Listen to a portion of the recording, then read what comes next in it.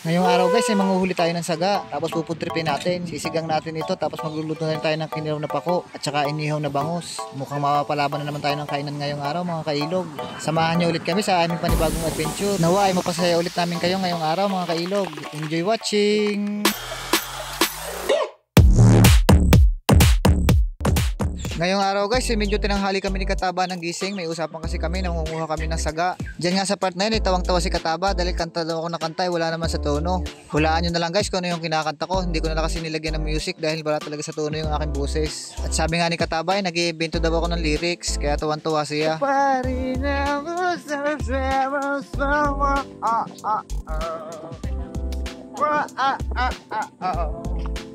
Dahil ikaw layong sayaw, wag bitaw. Kayo na ang humusga guys kung mali talaga yung lyrics na kinakanta ko. At pagpasensyahan nyo na rin yung boses ko kung pangit.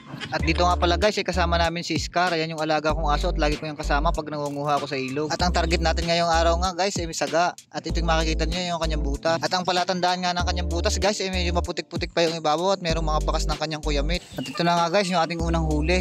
Hindi siya kalakihan pero pwede na. Madali lang itong hulihin mga kailog dahil mababa lang ang butas nito. Halos isang talampakan lamang ang lalim. At talagang napakasarap nito kasi ang ganitong uri ng lamang ilog ay hindi pumapayat. O bihira lang pumayat kaya aligihin ang karaniwan sa mga ganitong nilalang. At maya maya pa meron naman kami nakitang isa na nakatago sa ilalim ng puno ng pisik. Medyo good size na talaga siya at malaki-laki na. Paalala ko lang guys kung mangunguha kayo nito mag-iingat talaga kayo dahil napakasakit itong manipit. Dahil pag nasipit ka nito hindi talaga ito bumibitaw. Uy sana all hindi bumibitaw. At sabi nga dyan ni Kataba ay kanya daw yan kasi siya nakakita ng butas. At ito yung pangatlo nating huli mga kailog. Medyo good size na rin siya, talagang okay na okay. At dito nga sa part na ito guys, ay kasama na natin si Talikakas at siya na naghahawak ng camera o yung nagbibideo sa atin. At maya maya pa yung nakakuha ulit tayo ng isa. Ito yung pang-apat na huli na natin mga kailog. Ito nga sa part na ito ay tinuturuan ko si Kataba pero ayaw daw niya dahil baka daw siya masipit. At siya nga pala guys, saga ang tawag dito niyan sa amin. At hindi ko rin alam niya kung anong tawag sa English kaya pinangalanan ko na lang yan ng mangrove crab. Dahil karaniwang nakatira yan sa mga ugat o sa mga ilalim ng puno kagaya ng bakawan at mga pipisik. Hindi ko rin alam kung anong tawag niya sa ibang lugar. Kung meron mang nakakapanood dito na taga ibang lugar, anong tawag nito sa inyo? Pakilagay na lang sa comment section para malaman din namin. At ilang minuto pa nga lang guys ang nakakalipas ay napakadami na nating nakuha. Talagang excited na ako para sa kakainin natin mamaya.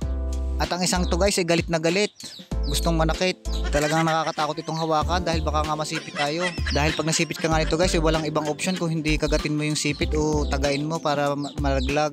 At ang napagkasunduan nga namin luto dito guys ay sinigang. Pero masarap din itong galitaan. Sa inyong lugar, anong masarap na luto dito? Kitang-kita nyo naman guys, ay saglit lamang ay napakarami agad nating nakuha. Swerte yata si Kataba si Talikakas ngayong araw. At talagang mapapalaban na naman tayo ng food trip mamaya mga kailog. At sabi nga dito ni Kataba ay dadamihan daw niya ang kain. Tinatanungan niya kung meron daw bahaw sa bahay. At dito sa part na ito ay naghiwalay na kami ni Kataba. Ang kasama na lang natin ngayon si Talikakas dahil mangunguha daw siya ng mga sulib. Dahil hindi naman daw siya marunong manguha ng saga. At dito naman sa part na ito ay tinuturuan ko si Talikakas kung paano hulihin kasi hindi pa niya masyadong kabisado. At takot din daw talaga siya na baka masipit. At pagpasensyahan nyo na guys kung medyo nabubulol tayo sa pagdadab. Mahirap kasi talaga magdab ng ganito pag wala kang script. At dito sa part na to guys ay sunod-sunod pa rin yung nakukuha natin. Maswerte yata tayo ngayong araw mga kailog. Tapos nakakuha pa kami dyan ng malaki talaga at bihira lumalaki ng ganyang kalaki mga kailog. At swerte pa medyo mababa ang kanyang butas. At talagang sa part na yun, tuwan-tuwa kami ni Talikakas. Talagang mag-i-enjoy daw siya pangangain mamaya. Paborito niya kasi yan mga kailog. Ang problema nga lang ay nakakain daw siya pero mamamapak na lang daw siya mamaya. At makatapos nga halos ilang oras mga kailog ay nagpasya na kami umuwi. Pero sa paglalakad namin ay meron pa kaming isang nakita na malaki. Talagang medyo malaki siya. Kaya nga lang medyo natagal lang kami pagkuha niyan dahil nasa ilalim siya ng patay na ugat. Kaya nung nakuha namin Talikakas ay tuwang-tuwa kami dahil malaki talaga siya. At bihira lang talaga yung malaki ng ganyang kalaki mga kailog. At sa part na ito ay naglalakad na nga kami pa uwi at hinahanap namin si Kataba. Pero nakailang tawag na ako, hindi pa rin siya tumutugon. Nawala na yata. Pero maya maya pa ay nakita na rin namin siya at meron siyang mga nakuha na sulib. Isasama natin to sa ating lulutuin na sinigang. At sabi nga niya sa amin, siya lang daw ang mga ngain ng sulib dahil siya lang daw ang kumuha. Grabe naman talaga to si Kataba kaya ito'y tumaba na ng ganito kataba oh. Kitang-kita niyo naman sa kanyang katawan, talagang parang siyang patiner. At pagkarating namin sa bahay, nilinis na namin ito. Talagang nakakaramdam na rin pinanggutom kaya nagmamadali na kami dito para maluto. At nang malinis na namin ito, nagprepare na nga ako dito ng sibuyas at saka bawang. Pero una muna natin lulutuin yung inihaw na bangus kasi binabad na namin to sa asin bago kami umalis. At dito nga nilagyan ko lang ng sibuyas at bawang at asin yung palaman guys. Ganyan ako mag-ihaw. Tapos ay ibabalot ko nito sa dahon ng saging para hindi naman masunog kahit malakas ang apoy. Maya maya pa inilagay ko na nga sa ihawan at aantayin natin yung maluto mga kailog habang piniprepare natin yung iba nating lulutuin. Tapos nanguha na rin kami pala guys ng pako at ikikilaw natin ito. Kayo guys, nakatikim na rin ba kayo ng kinilaw na pako? Napakasarap talaga nitong i-partner sa mga prito o sa mga inihaw na ganyan. Tapos maya maya pa binalikan ko muna yung iniihaw natin at babalik rin ko muna ito dahil mukhang sunog na. At dahil nga kahoy ang gamit natin pag-iilaw mga kailog ay mahirap kontrolin ang apoy nito kung ikukumpara natin sa mga uling. Pagkatapos nga niyan ay binalikan ko na uli yung ating kilawin na pako. At dito nga ay nagayat na lang ako ng sibuyas. Tapos lalagyan lang natin yan ng kaunting asukal at saka kaunting suka. Katalo na mga kailog. Gawin nyo rin sa bahay yan mga kailog at hindi nyo talaga pagsisisihan ng lasa. Dinagdagan na rin natin yan ng kaunting asin at hinalo-halo natin. At sa part na ito guys, nanguha naman akong talbos ng kamote dito lang sa tabi ng aking bahay. Hindi talaga ako nawawala ng tanim niyan. At ilalagay naman natin yan sa ating sinigang na saga. At sa part nga yan, nag-init lang ako ng tubig at nilagyan ko lang ito ng sibuyas. Tapos sinunod ko na rin yung ating mga napanguhang saga. At aantayin lang natin yan na kumulo at susunod na rin natin yung ating mga panlahok. At matapos nga ilang sandali, pinahugasan ko na kay Kataba yung ating napanguhan na katalbos ng kamote. Huhugasan lang natin ito ng maayos at ilalagay na natin ito sa ating sinigang.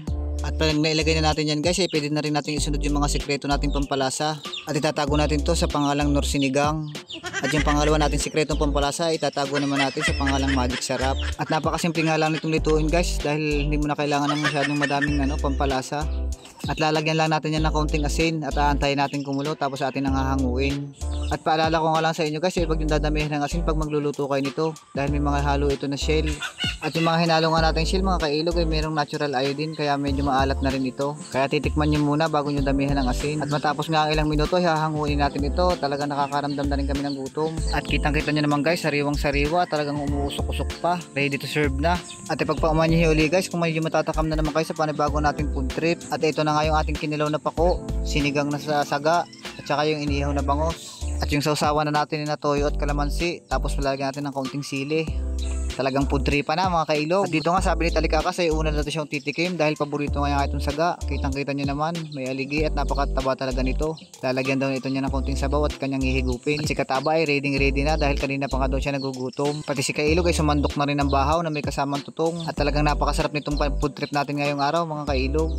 Na-enjoy nyo sana yung ating panibagong video mga kailog. Maraming salamat. At habang kumakain nga tayo ay sasamantalahin ko muna yung pagkakataon para pasalamatan yung lahat ng palaging sumusuporta, palagi nagko-comment at nag-share sa mga video natin.